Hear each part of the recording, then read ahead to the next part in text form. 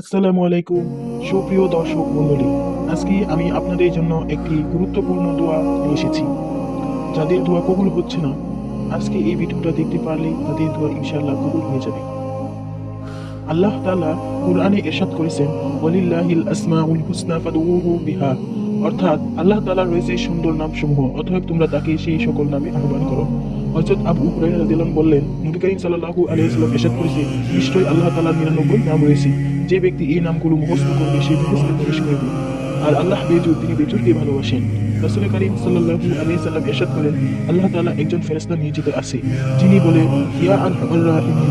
যখন কোনো ব্যক্তি এই দোয়াটি 3 বার পাঠ করে, তখন ওই ফেরেশতা বলে, নিশ্চয়ই আরহামার রাহিমিন তোমার প্রতি লক্ষ্য করেছে, অর্থাৎ তোমার দোয়া কবুল করা হবে।